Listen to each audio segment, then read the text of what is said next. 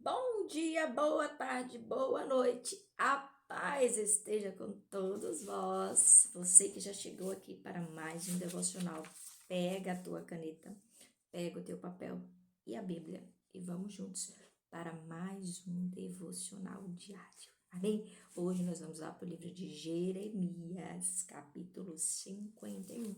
Mas antes de começarmos, nós vamos orar, fazendo o quê? Fazendo o quê? Agradecendo a Deus. Agradecendo pela bondade e misericórdia de Deus. Agradecendo por tudo que Ele tem feito por nós, porque Ele é bom e maravilhoso. Eu tenho certeza que você tem inúmeras razões para agradecer. Eu faço a oração daqui e você faz a oração daí. Amém? Vamos juntos?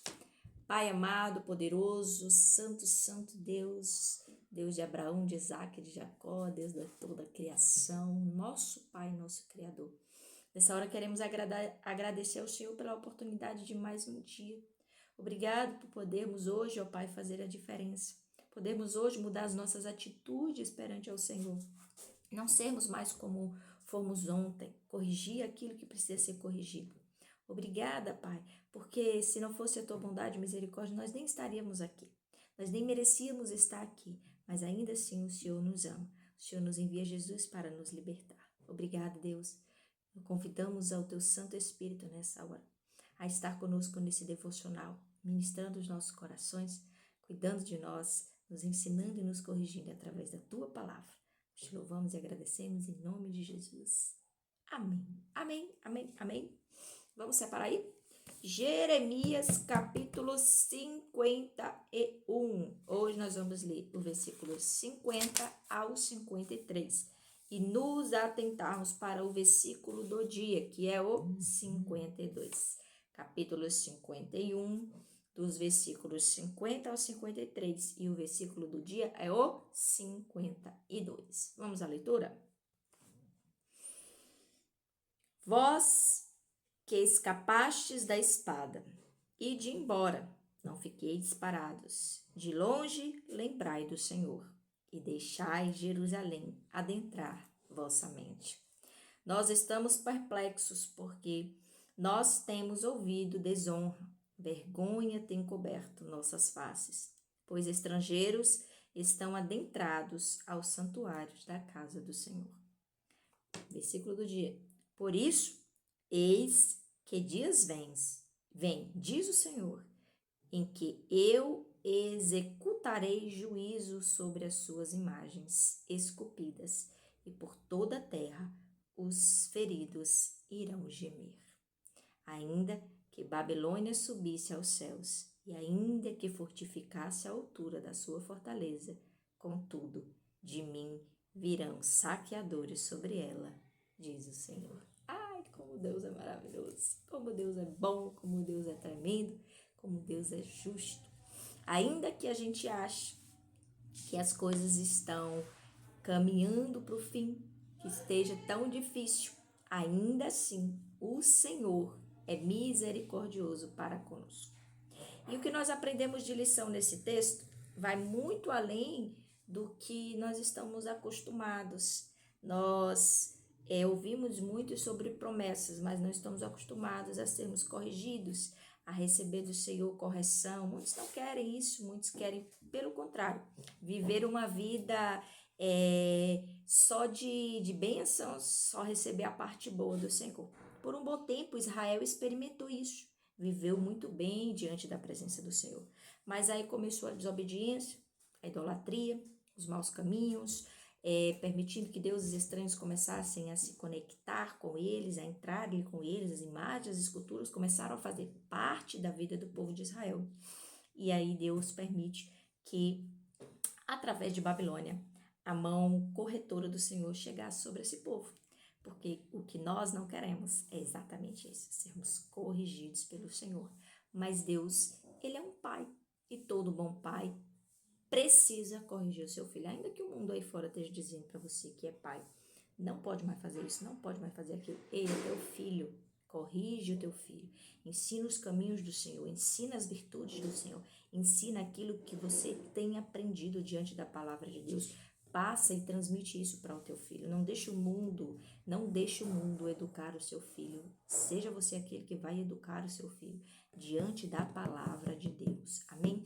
O povo de Israel foi morrendo e aqueles que ficaram, que foram nascendo, não tiveram os ensinamentos de seus pais. É por isso que o povo se perdeu. É por isso que o povo desviou os olhos dos caminhos do Senhor. Amém, igreja? Então, nós precisamos aprender mais sobre o agir e o trabalhar de Deus nas nossas vidas. Porque quando nós vemos que Deus fez muita coisa pelo povo de Israel, mas quando a gente faz a leitura desses versículos, o capítulo todo em si, gente, eu leio aqui porque é um devocional, mas vocês precisam fazer a leitura completa para vocês entenderem o cuidado e o amor de Deus, mas também como Deus, ele, quando resolve descer a sua mão de ira, sai de baixo, porque na verdade não sai não, porque não tem como escapar. Não tem como escapar. E a gente vê isso no versículo do dia. O que ele diz no versículo 1? Ainda que Babilônia crescesse tanto, ainda assim eu aplico a justiça. Diz o Senhor. Ah, quem pode contra o nosso Deus? Ninguém pode contra o nosso Deus. Então, que você guarde isso no seu coração, porque os propósitos de Deus, eles são muito grandes para as nossas vidas, mas as nossas escolhas erradas são elas que nos afastam de viver a promessa de Deus sobre as nossas vidas. A promessa de Deus para o povo de Israel era gigante, mas o povo se desviou dos caminhos do Senhor e acabou se perdendo, se espalhando por toda a terra. Então, que a gente possa entender que há consequências, e consequências muito grandes, quando nós desobedecemos o nosso Pai. Até os pais aqui na terra tem uma promessa que diz: aquele que é obediente terá vida longa, uma vida longa para os obedientes. O que é que Deus está querendo nos ensinar com isso? Opa! Que nós necessitamos sim estar obedientes aí, para que a gente possa ter uma vida longa, próspera, abençoada. Não é isso que o povo quer? Prosperidade e bênção? Então, viva debaixo da obediência e do cuidado e do zelo do Senhor, que prosperarás. Amém? Prosperidade vai muito além de riquezas humanas. Amém, igreja? Então, diante de tudo isso que nós temos tido como lição, o que nós podemos levar para aplicar na nossa vida? O que nós podemos aplicar na nossa vida? Primeiro, anota aí. Não provoque a ira de Deus. Eita, Pai. Cuidado. Respeite os mandamentos e as ordenanças do Senhor. Esse aqui foi o primeiro que eu anotei. Deus puxou muito a minha orelha. Segundo, sejamos fiéis e justos, como bons filhos que somos. Amém? Terceiro, entenda que Deus é justo em tudo e com todos. Você não é exclusivo.